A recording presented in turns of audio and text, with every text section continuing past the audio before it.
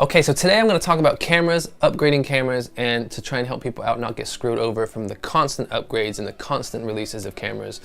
Because when I started, a new camera was out every 2 years, every year, and now it's like every couple of months. So it's a nightmare keeping on track of things. Tech moves fast. You'll get something new in a camera that you don't have, and you'll get frustrated you don't have it, and you got to figure out how to get the money to get all these cameras. So my tips that I give to people is, this day and age, you kind of need 3 cameras. So once you got that sorted, you're kind of okay. So you have your main camera that maybe shoots raw and slow motion, and it's for the clients that you get most of your shots done. Then you have your smaller camera that you can throw on a gimbal really quick and get some pickup shots when you're around the cities and stuff. And then you'll have, like, drones are pretty big, so you have your drone to get all those kind of shots. Now, once you have that sorted,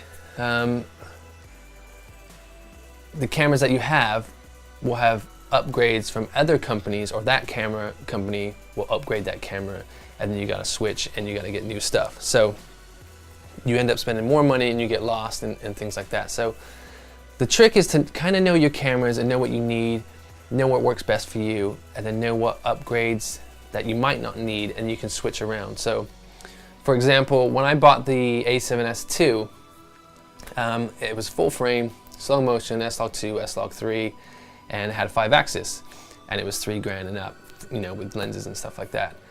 And then they brought out the A6300 for under $1,000, or about $1,000. So I was like, how can I get the same look as the A7S II with that camera and end up saving money? Obviously you spend it in the first place, but to save money on a trade-in and swapping stuff is a bonus, because, you know, it makes life easier. So what I did was I sold the A7S II kit, and I bought the A6300, and because it wasn't full frame, I got a speed booster to get me a similar kind of look, and then I bought a gimbal because it didn't have 5-axis, and I ended up saving money getting that set up after selling the A7S II, and it keeps a bit of money for another camera that might come out. So that's a good tip to learn with cameras, is to know what you like about the camera you just bought, and then knowing what you can do with cheaper cameras to get a similar look, and then help you out that way. So that's a good tip to learn with that. When I started, I had the Panasonic HVX200, which is a camcorder that pretty much everything is in focus. So at the time, to get shallow depth of field with that camera, I had to buy a 35mm adapter, and the camera was just massive, and I had to run around and get shots and shoot music videos and things like that.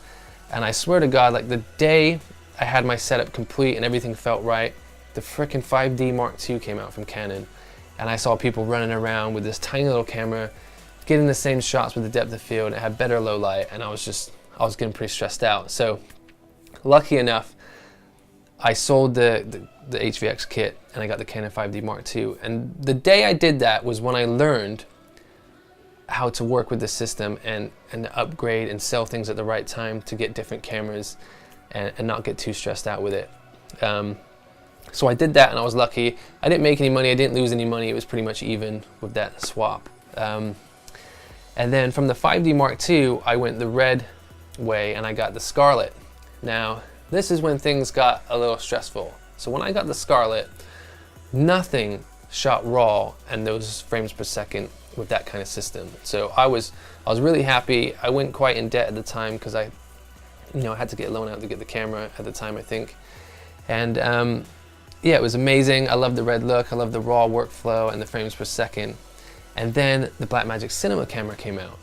Now, this thing was amazing, it was affordable, it had the same kind of dynamic range as the Scarlet, but the only thing it didn't have was slow motion. So I was like, okay, I'm not too bad, because I still got slow motion, so that camera's not too bad of a competition, but it was the price point and the size of it, and I was just like, man, that's crazy how fast tech is moving. And then since then, it's just been, a ball of just cameras coming out every goddamn couple of months.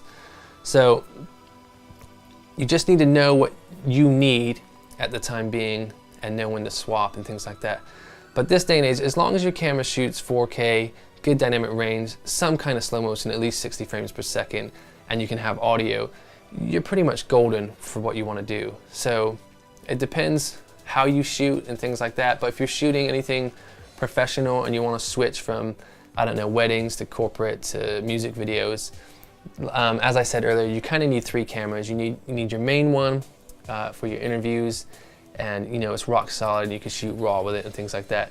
Then you need your little camera to quickly go on gimbals, because you don't want to break your back. And big gimbals are cool, and running around with big gimbals with big cameras is good as well. But you kind of really need focus pullers to do that, unless you got like the C300 Mark II and things like that, which has good autofocus. Because most gimbal work in my style, I don't really like having everything in focus, so I'll rather have like the subject in focus and the background out of focus, and pulling focus and changing things like that, because it just looks more cinematic, and it's just better.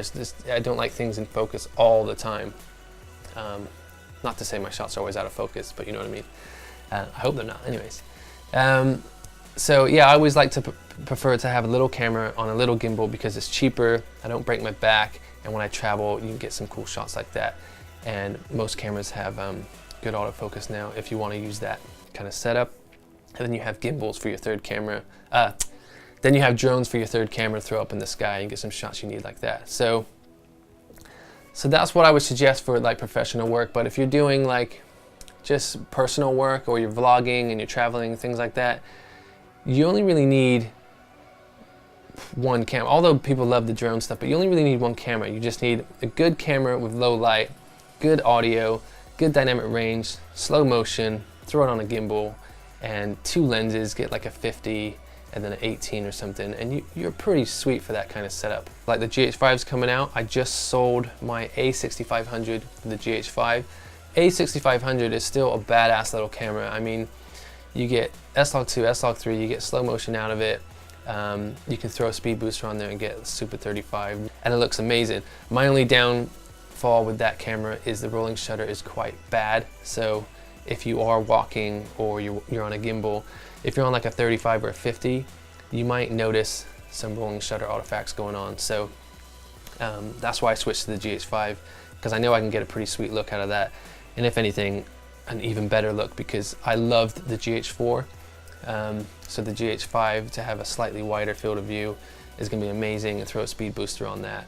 And with the new Sigma lenses coming out that are out, like the 14, that's going to be amazing on that camera. And that's another thing, like with lenses, it used to be, you buy a good set of lenses and they will last you a long time, which they still kind of do. But nowadays we kind of need lenses with good autofocus, whether you're a vlogger or not, for some cool gimbal work if you're by yourself and you can't afford a focus puller. So you want those lenses where you can rack focus and a nice look, and then you need those lenses that have autofocus. So for example, I love the Sigma Art Series lenses, but if you're a vlogger, they might not work so well, because I think they're a little bit noisy focusing. So most people will go maybe with the Canon lenses, they're slightly quieter. So you can get a set of Sigma lenses and they'll be amazing for your cinematography work and shooting with your clients. But when you want that vlogging thing where it's autofocusing, you might not necessarily go with those lenses. So you need a different set of lenses. So now we kind of need different setups. So you need like your good cinema glass, and then you need your good autofocus glass. But I'm sure that's going to merge soon as well. Maybe lenses will come out where you can choose both, so you can have like a nice manual focus throw, nice manual iris, and then maybe you can flick a switch and then you'll have good autofocus. So I think soon it'll probably change to help out both worlds. You never know, Sigma might be the first to do that. In the end of the day, as long as you know a bit about cameras, then you should be fine with not getting screwed over with all the upgrades.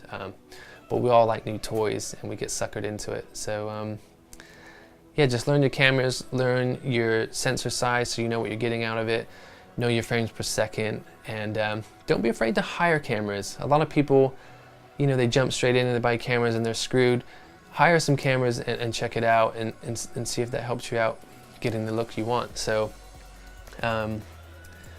I think we're gone past the days where you need like a 10, 15 grand camera, because I think times are changing so quick. Like before, 5, 6 years ago, I would say to get into professional work, you needed a pretty professional camera. But you do get some fickle clients that they don't like you shooting on smaller cameras. So I remember one shoot, I was shooting the piece on the Red, and I was shooting some of the behind the scenes vlogging type stuff on the pocket camera.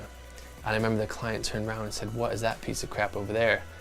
And just because it was small, and I was just like, that's crazy, because it looked so good and the dynamic range and things like that. But just because of the size, it was just like, it's a toy, it's not very good. So can you imagine if I showed up on the shoot trying to shoot on that, even though I know I would get a similar look unless I want slow motion? It's just weird how people think differently with the size of your camera. So it's like an architect showing up in a crappy beat up car. They need to kind of show up in, you know, a Tesla or a Porsche or something like that. It just changes people's perspective. So I hope this helps people out. I know I rambled on a little bit, but cameras are annoying, upgrading is annoying. But yeah, just think how lucky we are this day and age with the amount of cameras that we can get away with. I mean, when I used to shoot in New York and travel and stuff, to get all the shots I needed, I had to have a suitcase with my glide cam vest and arm in it.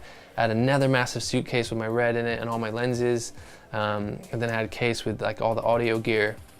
And then now you can, probably in one case, you can throw a drone in there, a GH5, a small little gimbal, and the amount of shots that you're getting in just that one case from the style of shooting that you can get with that is crazy compared to what I has to do. Imagine the film guys, what they had to do to get cool shots. So I know it's stressful with all the cameras, but just think how lucky we are with what we can get and the prices that they're kicking out now. So it's amazing what we get. And so we should feel blessed with all the stuff that we have, because we don't have to buy these cameras. We should be grateful that they're kicking out all these features for these low prices. And yeah, hope it helps people out, and thanks for watching the video.